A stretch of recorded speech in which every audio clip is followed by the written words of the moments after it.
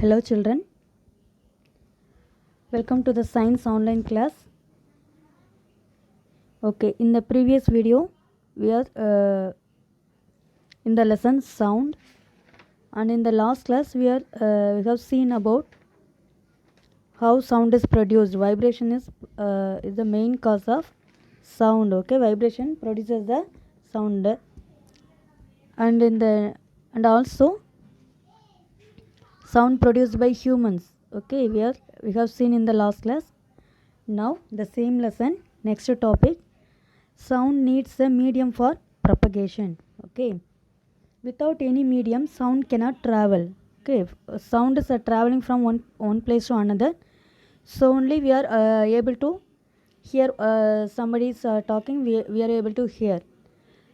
So in this that we have clear that sound is travel from one place to another, that is it travels, that is called a propagation. Okay, but sound needs a medium for propagation. If any medium, it can be solid or liquid or gas, any medium it needs to propagate. Okay, for this they have given an activity in your book, page number 161. What you have to do is, you have to take the glass tumbler, and it should be dry. You have to place a cell phone in it and ask your friend to give a ring, okay, to this to that cell phone from the another cell phone, and listen to the ring carefully. Now you have to surround the rim of the tumbler with your hands. Okay, closing the rim of the tumbler with your hands, and put your mouth on the opening between your hands, and also indicate your friend to give a ring again, and listen to the ring. Now it is a clear one. The ringing tone will be here to your ears. Okay, and after that, while you are sucking, okay, in this continuation you have to suck the air from the tumbler with your mouth. Okay, and also listen to the ring. Okay, how will it be means, when it is full of air, the sound will be normal as it is. But if we suck the air through our mouth, it will the sound of the cell phone will reduce, that is the decreases. Okay, after if you are blowing air into the tumbler, it will again increases. Okay, so from this activity we can observe that sound needs a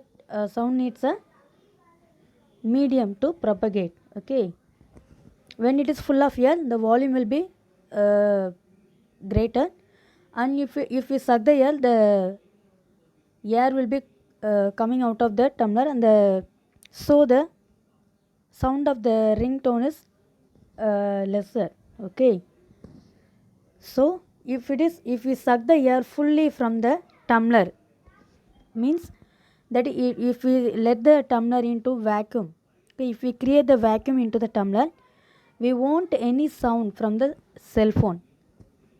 Okay children, this will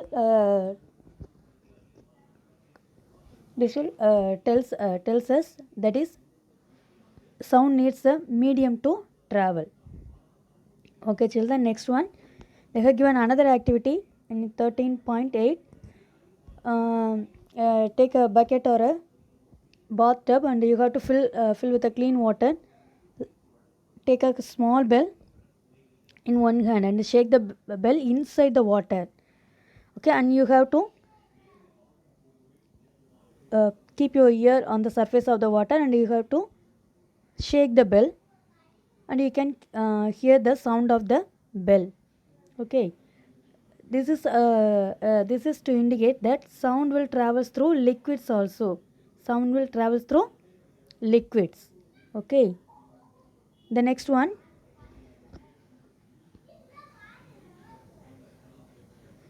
sound travels through solids also. Okay, for this they have given in your book page number 162 13.9, you have to take a meter scale. It may be made up of wood or steel. Okay, hold one end near to your ear, and in the next end, okay, at the next end, at the another end, ask your friend, okay, to hold it, and your friend has to scratch it gently, okay, or tap the scale, end of the scale. You will hear the sound through the other end. Okay, from this activity we can know we are able to know that sound travels through the liquids, solids also. And for another one, if you take the table, okay, like that, in the same activity 13.9, you have to take the table, and you keep your ear on the one end of the table, and ask your friend to tap or scratch on the another end of the table. Okay, and you, here also you can hear the sound from the end of this table. Okay, and the next one, uh, in olden days your parents will play with the toy telephone. Okay, toy telephone, toy telephone. Okay, they will make a cup or something matchbox like that. You can take and fix the thread through these cups, and you have to speak from one cup, and your friend have to listen from the another cup. You will uh, you will uh, you will able to hear what your friend is talking. So this is from this activity also we can came to know that sound travels through the solids. Even it may be a string or a thread, the sound will traverse through the solids also. Okay, children. The next one, we hear sound through our ears. Okay, we know that sound is travel from one place to another, but how we are hear the sound through our ears. Okay, so our ear is like a funnel, and if when sound enters it, it travels down a canal at the end of which there is a thin stretched membrane. Okay, in the end there should be a thin stretched membrane, and it is called as the eardrum.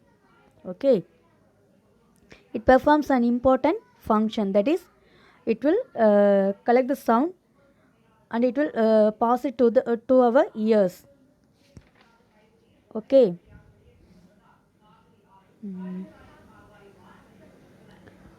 So they have given another activity, how the eardrum works. Okay, in page number 163, activity 13.10, you have to take a plastic or a tin can, cut its ends. Okay, cut the both side, cut the ends, stretch a piece of rubber balloon across one end, and leave the next one,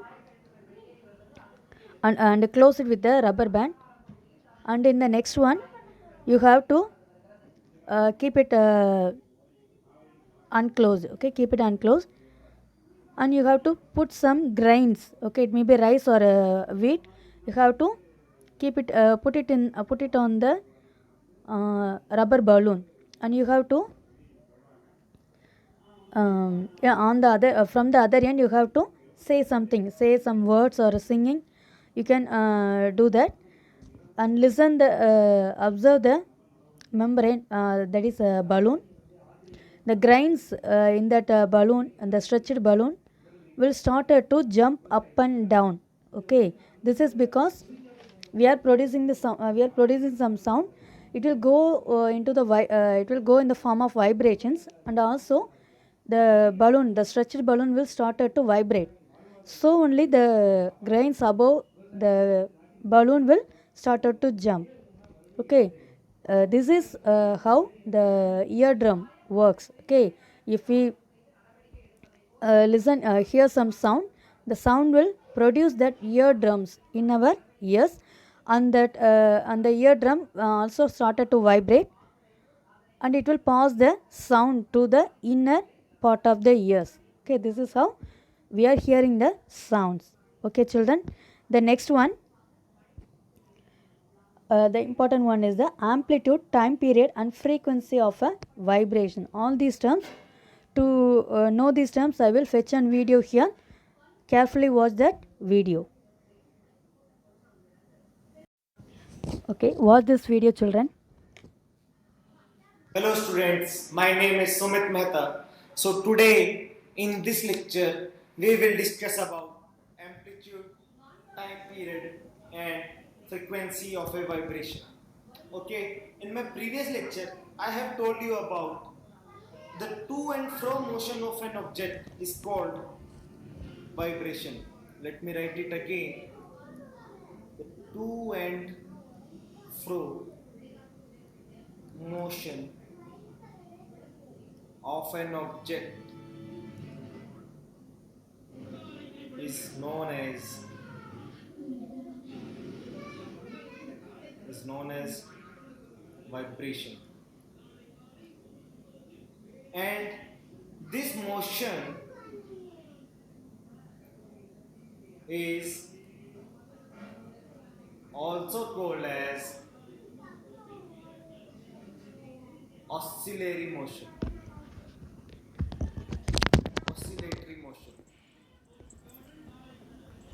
Okay students, so this I have already told you in my previous lecture, and this motion is also called as oscillatory motion. Students, kindly keep in mind that if it come in exam that what is oscillatory motion, so you can directly write the to and fro motion of an object is called as oscillatory motion. Okay students, so now comes to what is amplitude, time period and frequency of a vibration. So you have also studied in your earlier classes about the oscillatory motion and its time period. So let me draw what is oscillatory motion. Can I say that this is the oscillatory motion? Okay, means an object or a thread going to and fro comes back to its original position and then again goes back, then comes back to its original position. This motion is called as oscillatory motion. Okay, all these are equal in height. So let me first tell you what is amplitude.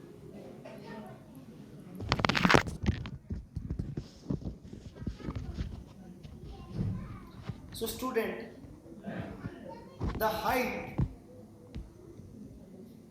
means the maximum, you can say it is the amplitude, the maximum distance a object covered from its original position, means it is the original position and the maximum distance covered on each of the side is called as the amplitude. So here I am writing it the amplitude. Now what is frequency? Frequency is, or I will tell you the time period after that, the number of oscillations, the number of oscillations per second is called as frequency of oscillation. Okay students, means in a 1 second how many oscillations, means this is one oscillation, this is another oscillation, now this is third. So let's say in 1 second this string or this sound curve makes 3 oscillations, so I will say that the frequency is 3 oscillations per second, or you can say it is measured in hertz. So what is the unit of oscillation is hertz, so you can directly say 3 hertz. The oscillation of this sound curve is 3 hertz. And what is the time period is 1 by frequency. The relation between the time period and the frequency of the oscillation is inverse. So I hope you guys are pretty clear about what is the amplitude. Means the maximum height up to which this sound curve goes. Means this part. Let me take a different color. So this height is called the amplitude, and the frequency is told as the number of oscillations per second. Let's say in 3 seconds it makes 3 oscillations, so I will say the frequency is 3 hertz. Okay, and what is the time period? The time period is inverse of the frequency.